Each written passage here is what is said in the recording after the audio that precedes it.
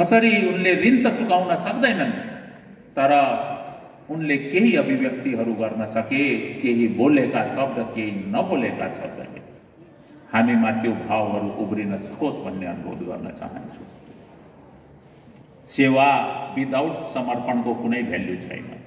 विश्वमा माथि उठिरहेका व्यक्तिहरूलाई हेर्ने हो भने एलन मस्कको टेस्ला कम्पनीले कुन सालमा पहिलो इन्कम गरेको थियो याद गर्नु भएको छ? कसैले सुन्नु भएको छ? कहीँ पढ्नु भएको छ?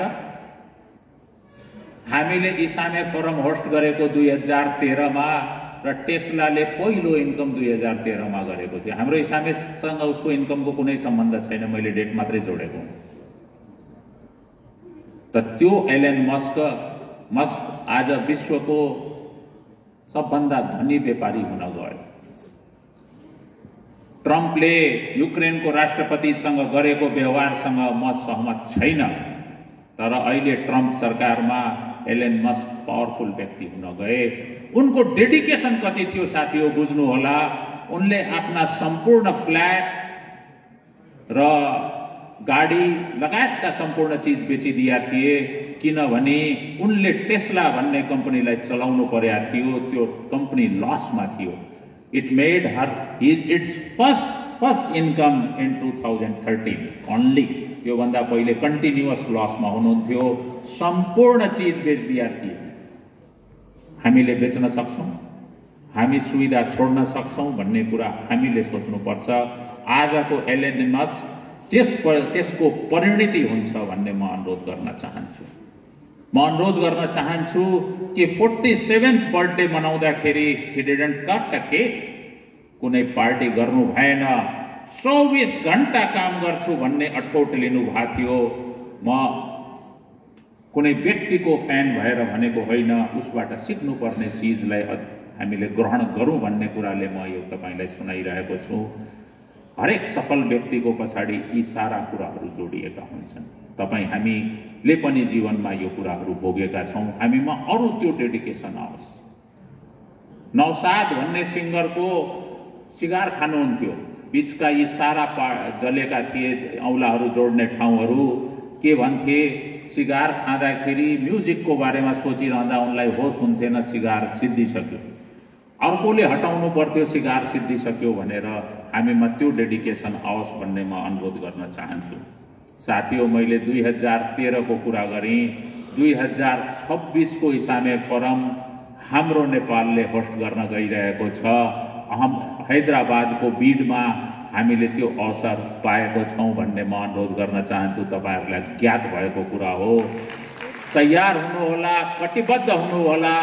सफलतम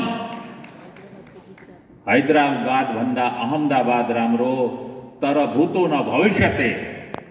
अहिलेसम्म भविष्यमा के हुन्छ प्रभुले जानुन्, तर अहिलेसम्मको सबभन्दा राम्रो इसामे फोरम गर्न हाम्रो तयारी हुनेछ। 2026 को इसामे फोरमको तयारी गर्नुहोला भन्ने अनुरोध गर्न चाहन्छु। त्यो गर्नको लागि हामी अहमदाबाद पुगेर त्यहाँको इसामे फोरमको राम्रो वा खराब कुरोहरू सिकेर आउनु पर्या छ। म अनुरोध गर्न चाहन्छु, बढीभन्दा बढी साथीहरू 2025 को अहमदाबाद फोरम पुगौं।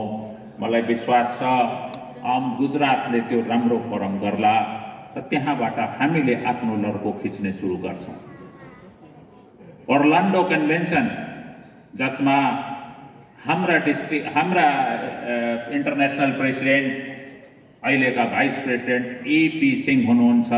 म अनुरोध गर्न चाहन्छु धेरैभन्दा धेरै साथीहरूलाई डिज्नी वर्ल्डको ठाउँ ओर्लान्डो पुग्नको लागि म सोध्न चाहन्छु, कतिजना साथी ओर्लान्डो जान चाहनुहुन्छ, हाम्रो आउने इन्टरनेशनल कन्भेन्सन जान चाहनुहुन्छ? कृपया हात उठाइदिनु होला भन्ने अनुरोध गर्न चाहन्छु।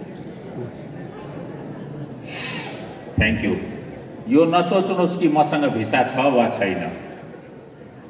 पहिलो प्रक्रिया त मेरो इच्छाले सुरु हुने हो, त्यसपछिको प्रक्रिया उनको इच्छाले पूरा हुने हो। मेरो इच्छा रहिरहेसम्म प्रभुले त्यो इच्छा पनि पूरा गर्छन् भन्ने म विश्वास दिलाउन चाहन्छु। मिशन 1.5 को कुरा हाम्रो गभर्नर्सज्यूले भनिसक्नु भएको छ, हामीले सुनिरहेका छौं। मेरो बुवा पास्ट गभर्नर हुनुहुन्छ, बालक हुँदाखेरि उहाँको नजिकले लाइन्सलाई निहाल्न पाएको थिएँ। त्यो बेला पनि 14 लाख मेम्बर पुगेका थिएन। पछि म मेम्बरशिप कमिटीको चेयरम्यान भएँ, डाइरेक्टर भएँ, त्यो बेला पनि 14 लाख पुगेन। अहिले बुर्लाकोटीजी हुनुहुन्छ, त्यो बेला पनि 14 लाख पुगेको छैन। यो फिगरै हाम्रो लागि च्यालेन्ज भयो। रिलायन्स अन्तर्राष्ट्रियले आजसम्मको सबभन्दा एम्बिसियस, सबभन्दा महत्त्वपूर्ण च्यालेन्ज स्वीकार गरेको छ मिशन 1.5। 15 लाख सदस्य बनाउनको लागि, 30 लाख जोडी हात सेवाका लागि, उनका परिवार यससँग जोड्नका लागि। म 325 आईलाई धन्यवाद दिन चाहन्छु।